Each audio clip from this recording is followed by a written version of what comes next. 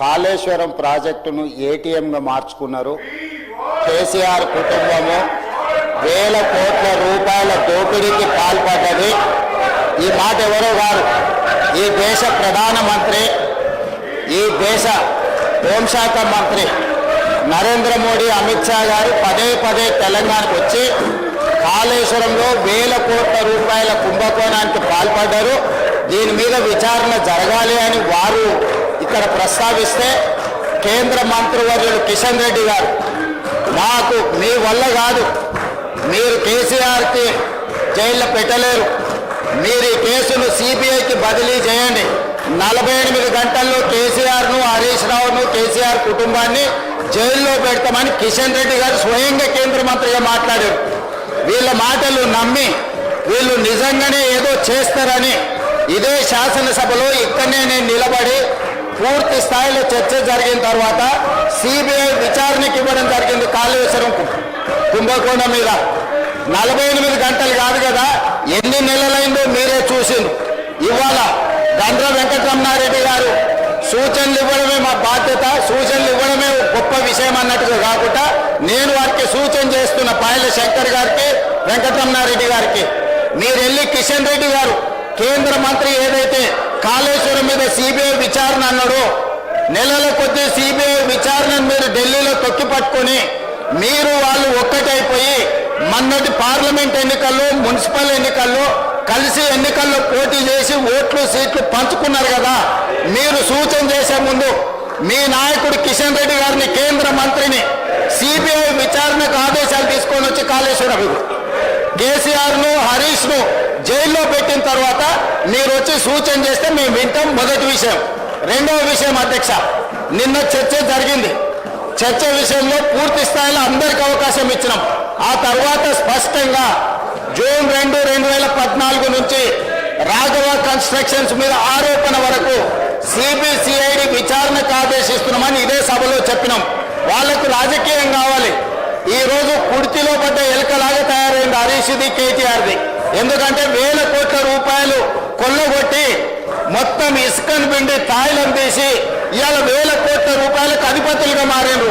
CBCID విచారణతోటి ఆదేశాలు ఇచ్చిన వెంబడే కేటీఆర్ హరీష్ను బండబూతులు తిట్టిండు. బయటకు పోయినాక నీ పుణ్యమాన్ని వచ్చి నా మీదకి విచారణ వచ్చింది, ఇప్పుడు నా మీద కూరేటట్టున్నదని అక్కడ సంతోషరావు ఫోన్లు చేసి నీకేమన్నా తల్లిందా, నువ్వు పంచమల్ల బ్లాక్మెయిల్ శ్రీనివాసరెడ్డిని చేయనికపోయి వాళ్ళ తమ్ముడు మహేష్ రావు గారు బాలానగర్లో భూమి రాయించుకున్నాడు. కంపెనీ నుంచి 100 ఎకరాల భూమి అక్రమంగా ధరణిని అడ్డం పెట్టి భూ బదలాయింపుకు పాల్పడ్డాడు. దాని మీద కలెక్టర్ రిపోర్టు శ్రీనివాసరెడ్డి అడిగితే శ్రీనివాసరెడ్డి గారికి విజ్ఞప్తి చేసిండు. మా తమ్ముడు స్వయంగా ఉన్నాడు, మా మామ హనుమంతరావు ఉన్నాడు ఇందులో, దాంట్లో సహకరించమని.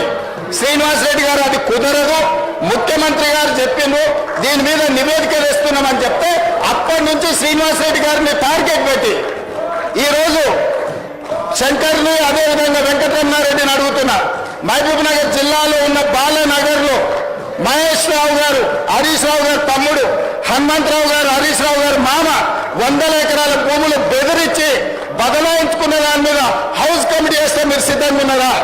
హరీష్ రావు గారిని చెప్పమని ఉంది. ఈ రోజు భూ బదలాయింపు మీద వాళ్ళ తమ్ముడు, వాళ్ళ మామ పేరు మీద, సుమన్ రావు వాళ్ళ బామార్ది పేరు మీద బదిలీ చేసుకున్న భూమి గురించి హౌస్ కమిటీ వేయడానికి నేను సిద్ధంగా ఉన్నా.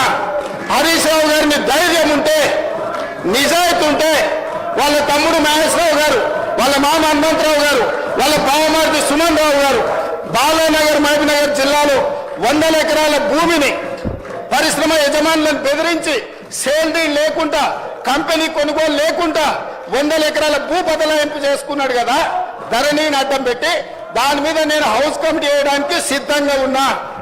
హరీష్ రావు గారిని, కేటీఆర్ను, వెంకటరమణారెడ్డి గారిని ఈ ముగ్గురిని హౌస్ కమిటీకి ఒప్పుకోమని ఉంది. తక్షణమే ఆ భూమి మీద వేస్తా. అందులో సహకరించలేదని శ్రీనివాసరెడ్డి గారిని ఎన్నోసార్లు రిక్వెస్ట్ చేసిండు హరీష్ రావు. ఏదో మా తమ్ముడు ఇరుక్కున్నాడు, మా మామ, మా బావమార్ది ఇరుక్కున్నాడు, నాకు ఇంట్లో బువ్వ పెట్టే పరిస్థితి లేదు, సహకరించమని అడిగాడు. ఆయన సహకరించలే. దాంతో ఇవాళ హరీష్ రావు గారు బకెట్లో బురద తెచ్చి శ్రీనివాసరెడ్డి మీద చల్తా అంటుడు. సిబిసిఐడి మీద మీకు నమ్మకం లేదా? తెలంగాణ పోలీసుల మీద మీకు నమ్మకం లేదా? మాట్లా సిబిఐ విచారణకు అడిగిన వెంకటరమణారెడ్డి గారికి కిషన్ రెడ్డి గారిని అడిగే ధైర్యం లేదా? ఇంటున్నాం కదా అని మాకు సలహాలు ఇవ్వద్దు. చెప్పేటోడు వినేటోడు చెబుతాడు అయితే చెప్పేటోడు ఏమైనా చెప్తాడు. అట్లనే ఉంది వీళ్ళ మాటలు.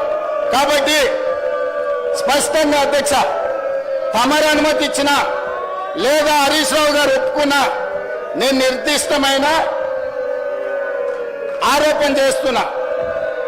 మహబూబ్ నగర్ జిల్లా బాలానగర్ మండలంలో హరీష్ రావు గారు సిద్దిపేట ఎమ్మెల్యే, వాళ్ళ తమ్ముడు మహేశ్వరరావు, వాళ్ళ మామ హనుమంతరావు గారు, వాళ్ళ బావమరిది సుమన్ రావు గారు ఒక ప్రైవేట్ కంపెనీని బెదిరించి 100 ఎకరాల భూమిని ధరణి నాట్యం పెట్టుకొని బదలాయించుకున్నారు. దీని మీద హౌస్ కమిటీ వేయడానికి మేము సిద్ధంగా ఉన్నాము. హరీష్ రావు గారు నిజాయితీ పరుడైతే, హరీష్ రావు గారు నిజాయితీ పరుడని మన కేటీఆర్ గారు నమ్మితే, హరీష్ రావు గారు నిజాయితీ పరుడని వెంకటరమణారెడ్డి గారు నమ్మితే ఈ హౌస్ కమిటీకి ఒప్పుకొని సహకరించాల్సిందిగా తమ ద్వారా వారికి విజ్ఞప్తి చేస్తున్నా.